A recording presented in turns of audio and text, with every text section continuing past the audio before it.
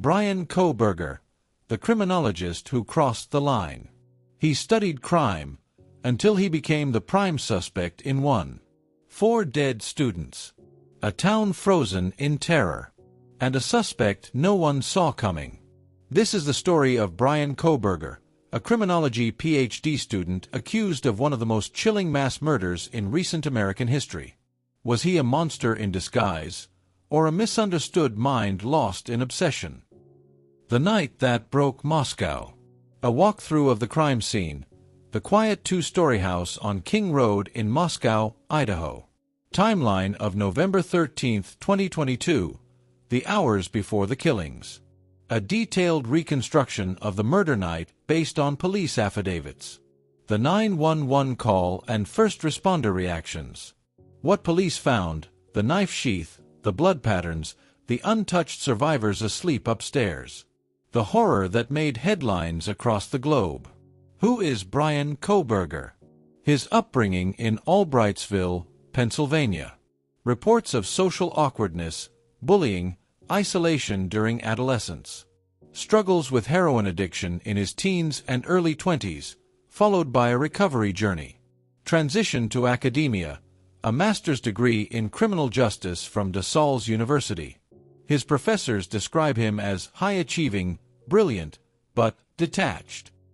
Deep dive into his criminology studies and obsessions. Inside the Mind, the survey that haunts. Kohberger's Reddit post seeking participants for a survey titled, "Understanding How Emotions and Psychological Traits Influence Decision-Making When Committing a Crime." The survey questions: how did you pick your victim? How did you feel after? Experts weigh in. Was this academic research or a rehearsal? The ethical gray area of criminal psychology programs. Weeks of fear. The murder remained unsolved for weeks. Students left campus. Rumors soared. Was it personal? Was it random? Online sleuths on Reddit and TikTok begin creating suspects. Police hold press conferences with few answers. Inside the pressure law enforcement faced, balancing transparency and protection of the case. Growing tension between media and police. The digital trap. How police identified Kohberger's white Hyundai Elantra. The triangulation of cell phone pings, surveillance footage, and highway license plate readers. Kohberger's phone was turned off the night of the murders, turned back on near his home. Data shows he'd been near the victim's house at least 12 times before.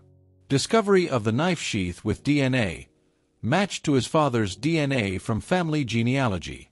How digital forensics cracked a case that left no witnesses. The arrest. Bryan is arrested on December 30, 2022, in his parents' home in Pennsylvania. SWAT body cam footage and witness reports from the quiet neighborhood. He allegedly asked police, "Did anyone else get arrested?" Timeline of his cross-country trip home, how he was tailed by law enforcement. Analysis of his behavior post-arrest, stoic, silent, unemotional. The legal earthquake. Kohberger is charged with 4 counts of first-degree murder and 1 count of felony burglary. The legal team, a seasoned public defender from Idaho versus a prosecution prepared for capital punishment. Potential defenses: lack of direct motive, questionable DNA chain of custody, and media prejudice. The legal precedent of using familial DNA for criminal arrest. The controversy surrounding cameras in the courtroom and sealed records. Was he always planning this? Examination of his life in Pullman, Washington. His routine, teaching assistant role, and academic focus. Interviews with his classmates. Reports of domineering behavior, harsh grading, and strange comments after the murders. FBI behavioral analysts speculate, was this the culmination of years of fantasy? A theory that Kohberger wanted to outsmart the system he had studied so thoroughly.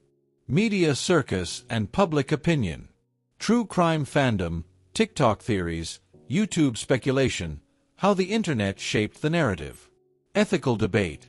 Should suspects be judged before trial? Families of victims speak out. Survivors remain largely silent.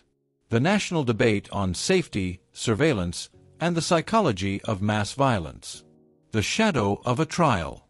If Bryan Kohberger is guilty, he may be one of the first people to study criminology at a PhD level, only to become the very subject of it. The trial is upcoming. Will he plead guilty? Will he take the stand? The stakes: life in prison or death. The unanswered question: why? In the search for justice, we may uncover more about our own need to explain evil. But some minds may never be understood. If this story gripped you, if it left you shocked, unsettled, or more curious, subscribe to the Crime Narrative. Comment below. What do you believe Bryan Kohberger's motive really was? Could he have gotten away with it if not for digital forensics?